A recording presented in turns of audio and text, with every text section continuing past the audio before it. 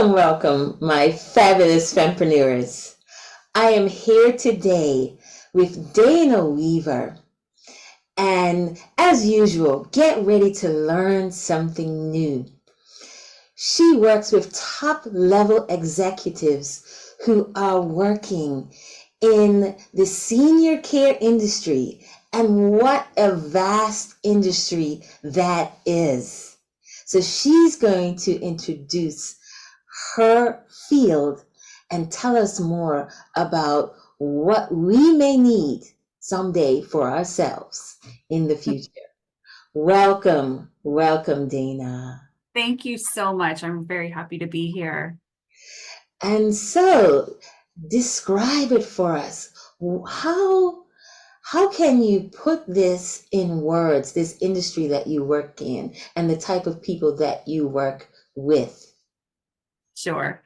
I have worked in this industry. We like to call it a field because we're caring for people. Hmm. And we really, industry is kind of like making widgets.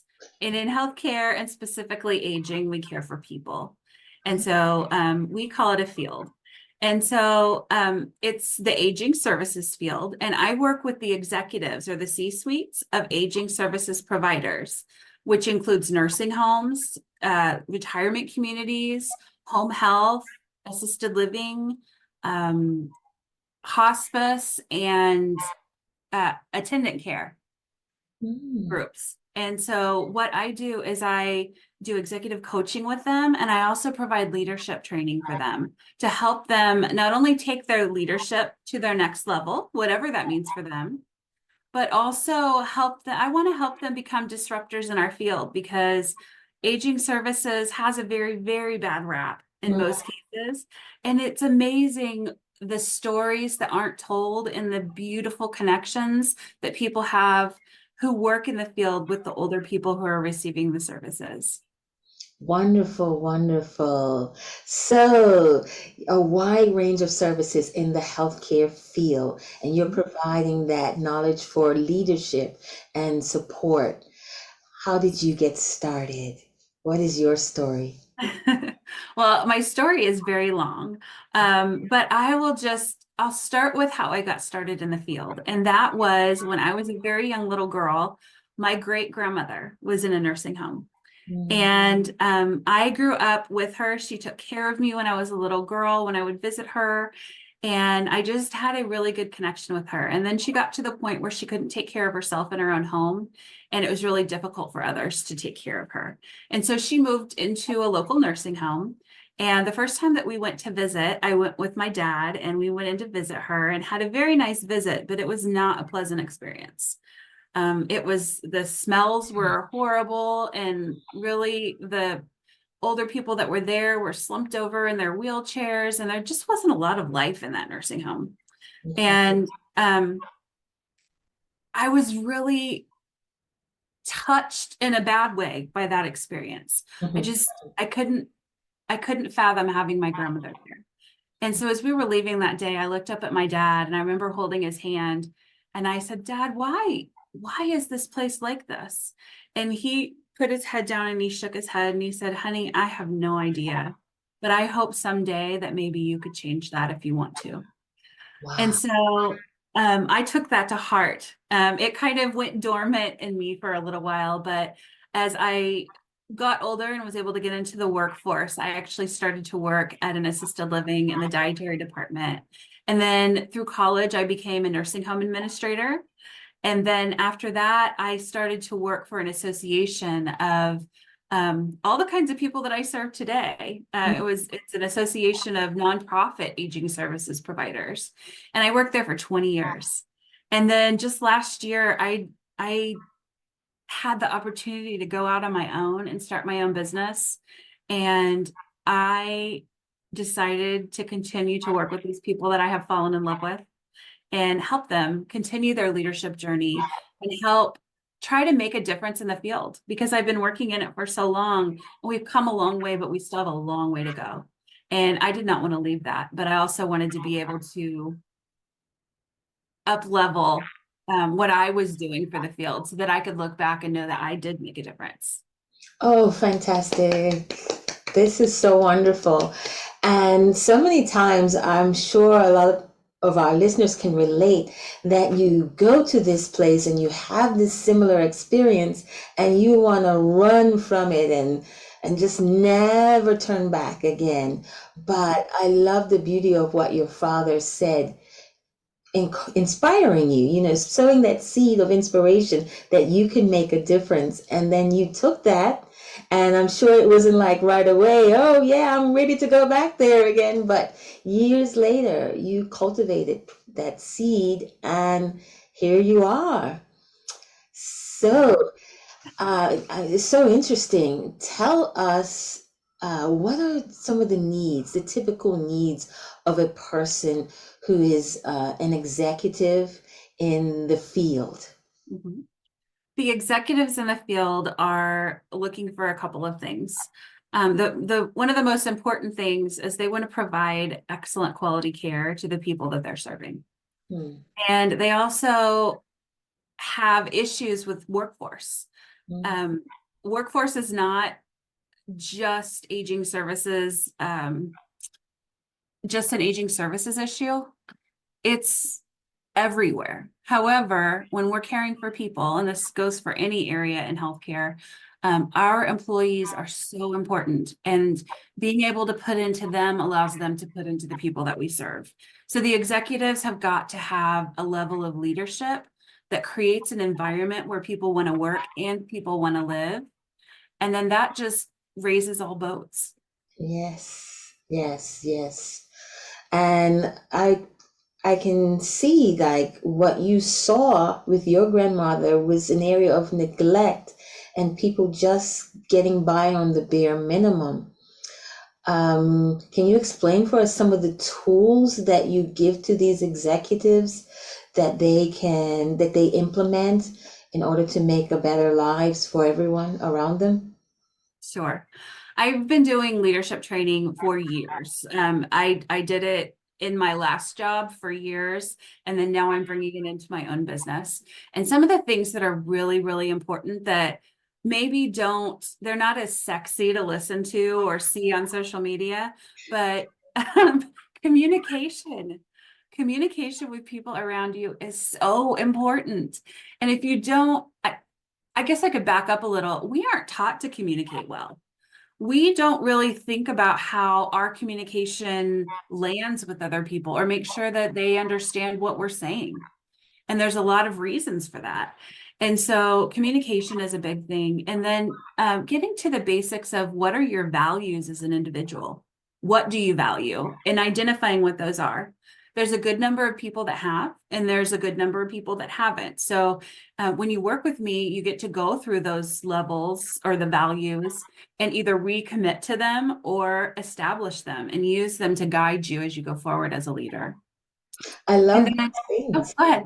Yeah, I'm brimming over because it's like, wow, this is like the wisdom for any relationship. The basis is communication and values. And people tell you that time and time again. You're going into a relationship, you need to have communication skills. You need to have good communication. You need to know what your values are. But no one actually teaches Not a how. lot of people do.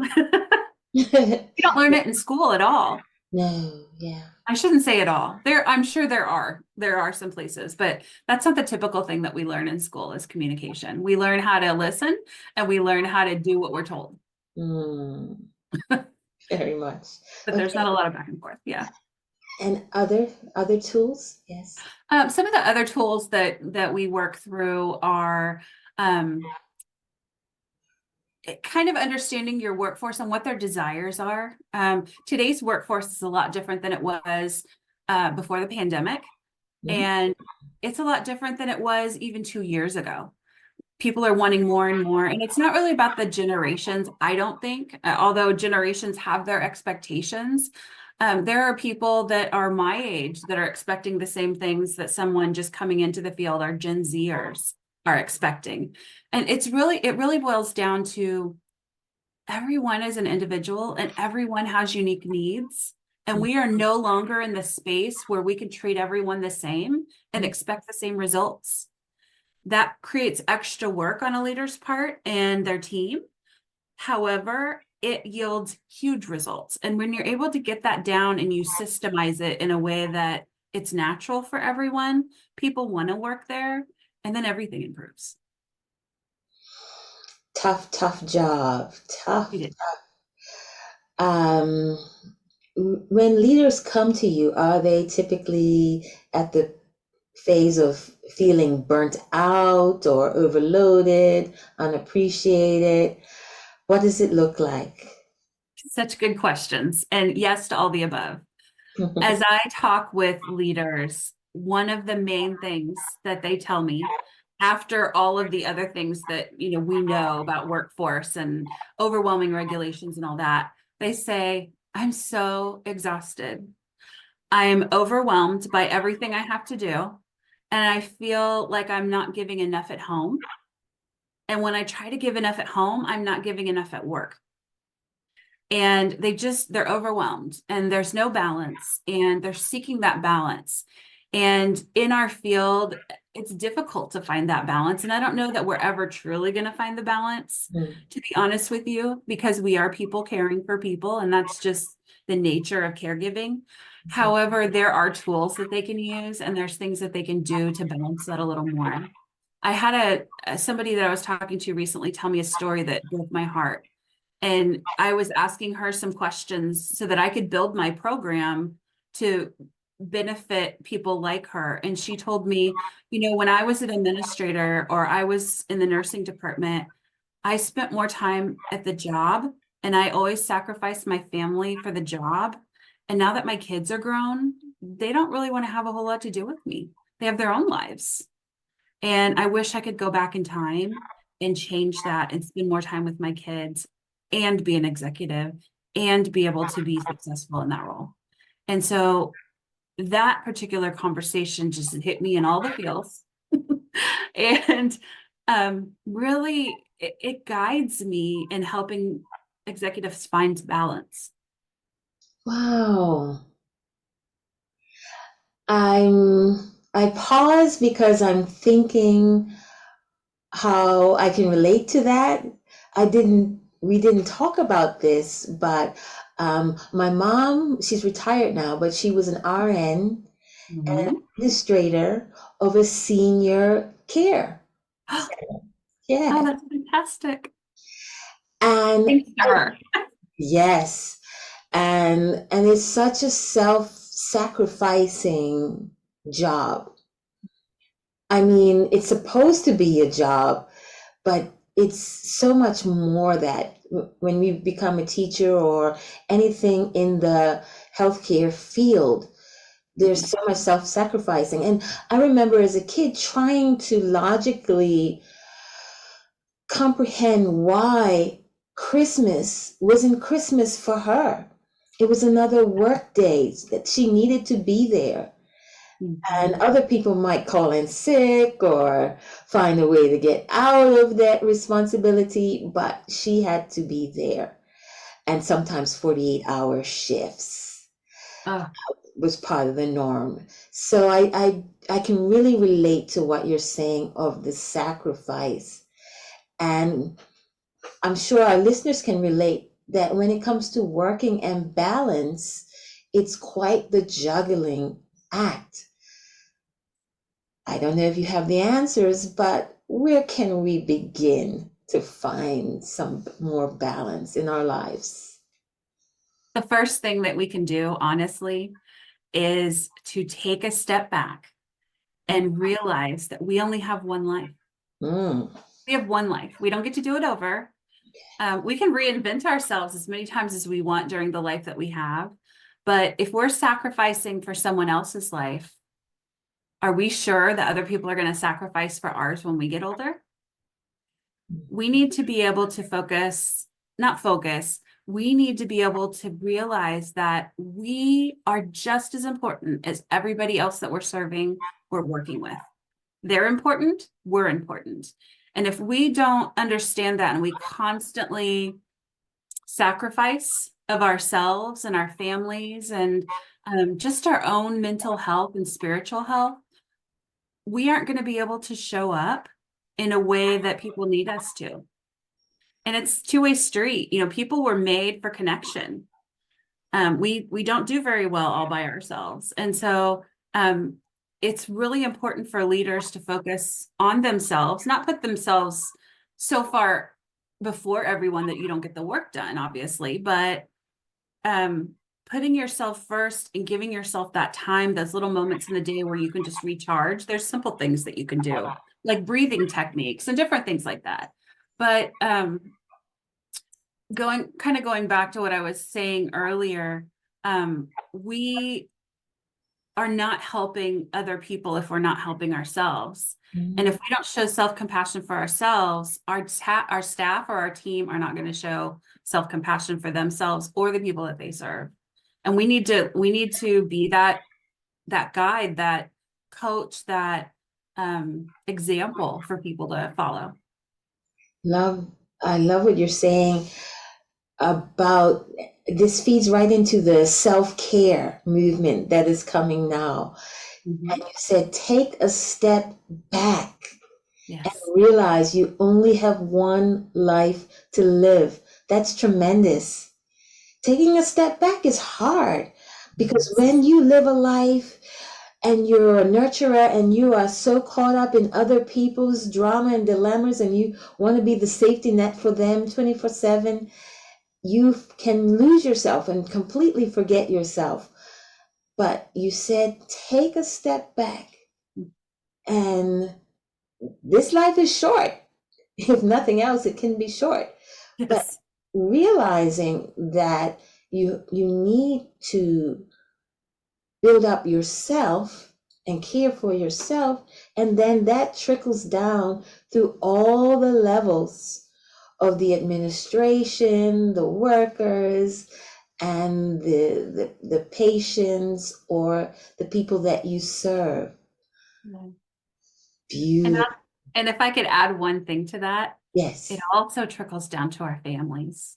If we're Family. not teaching them to care for themselves when things get overwhelming, how are they going to be able to manage life going forward? Because everything's changing. AI is disrupting everything, and it's going to be a completely different world in a few years. And if we aren't taking care of ourselves, it's going to overwhelm us. And I've heard you say this word, disrupt. You want to disrupt the field. I feel like you want to disrupt the world and really have worldwide impact. And I am 100% supporter of that. Yeah. Tell me more about the disrupt. The disrupt. Well, disruption. The disruption. So it kind of goes back to my time working with nursing homes, honestly. And working with nursing homes, there were a couple things that just were constant. One was a ton of regulations, and it was hard to meet all of them.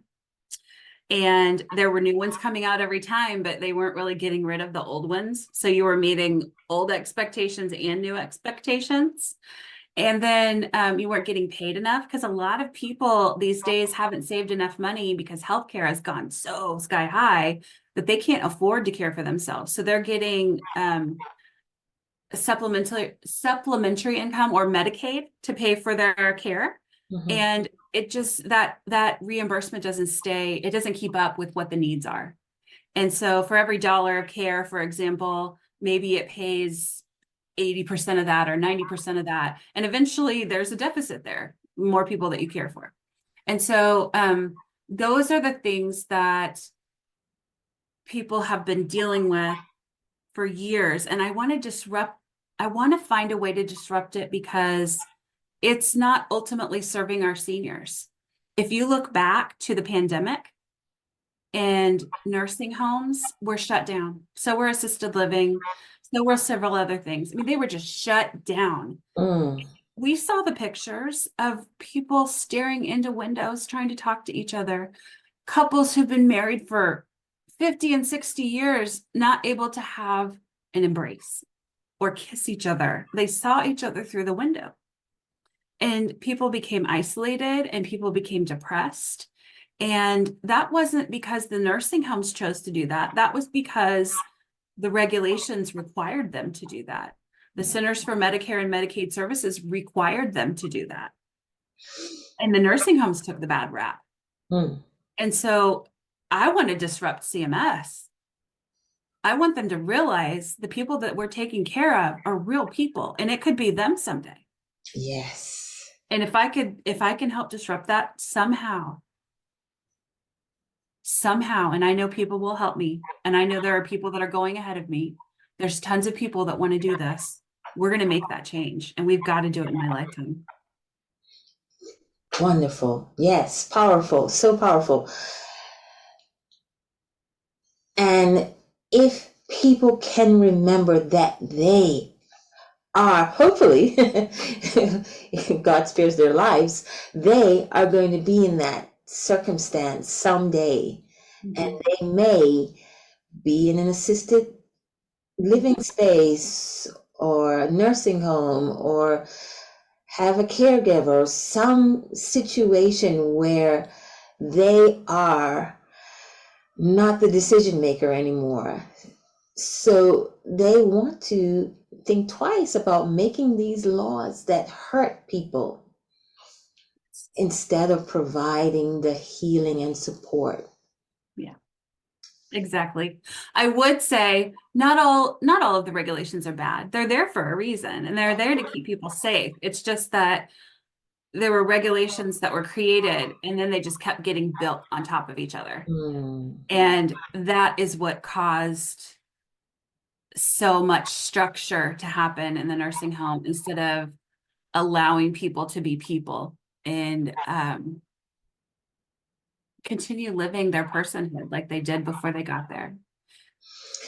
Do you feel the bottom line, especially when we get into politics, because you can't really separate this field from politics and lawmakers. Do you feel the bottom line plays a big, impact on the decisions that are made?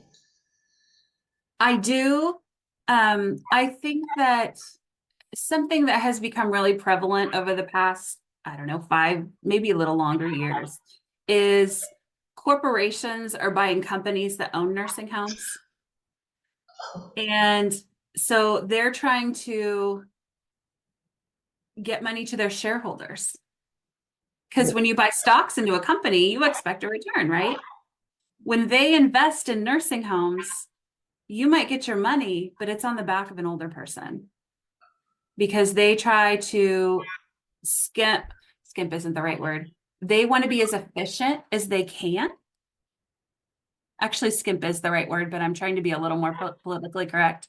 They try to be as efficient as they can so that they can make the return for their shareholders and still have this company. And it's not just nursing homes, it's other senior care, it's other healthcare programs out there.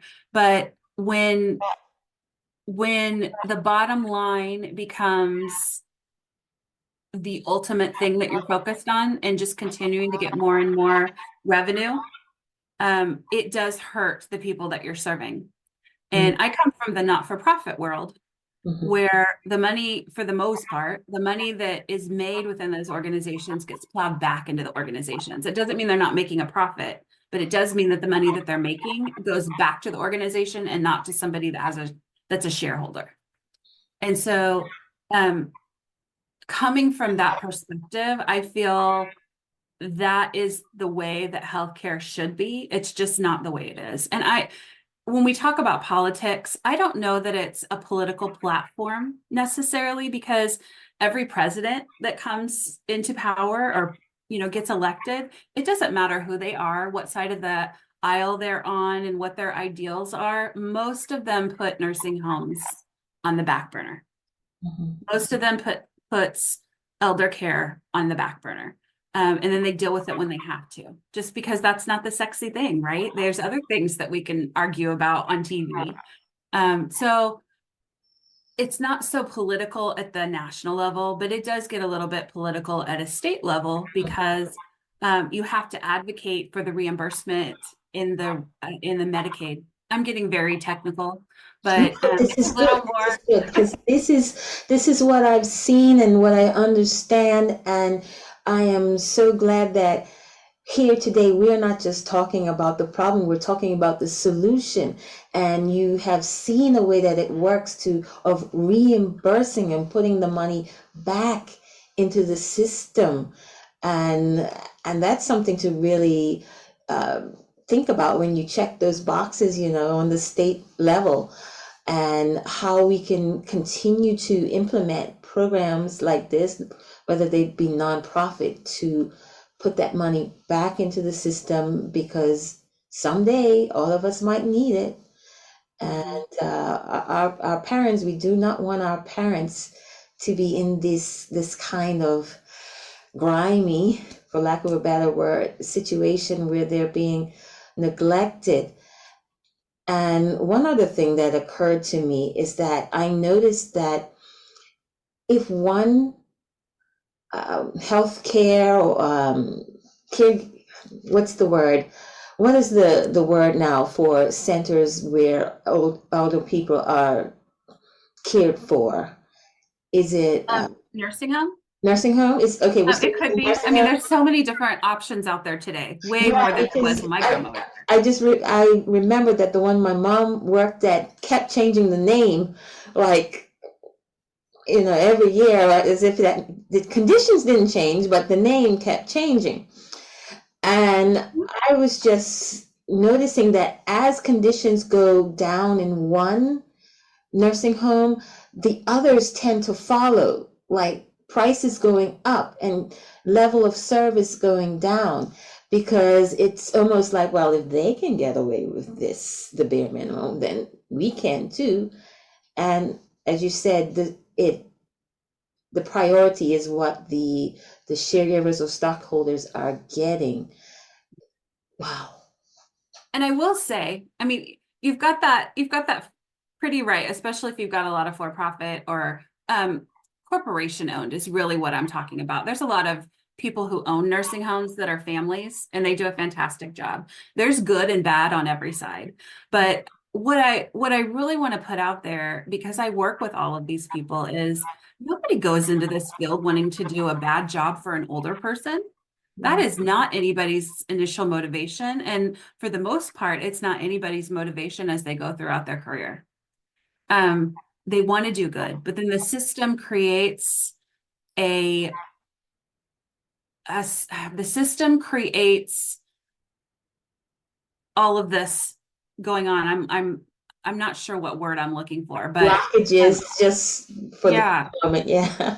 Yeah. So I Obstacles. mean, there aren't bad people out there that are just Yeah. trying to hurt older people. I mean, there are some, but for the most part, I don't run into them. I run into great people who want to do the best. It's just that the system has set them up either for failure or the system has set them to a place where they have to be as efficient as they can so that they can keep the doors open to serve older people. So I don't want anybody watching this to think that I think that the for-profits are horrible, because that's not true, because they're not horrible. There's good people that work in them and that serve in them. It's just the way the system is set up that helps to make shareholders money that doesn't celebrate the older person. Mhm.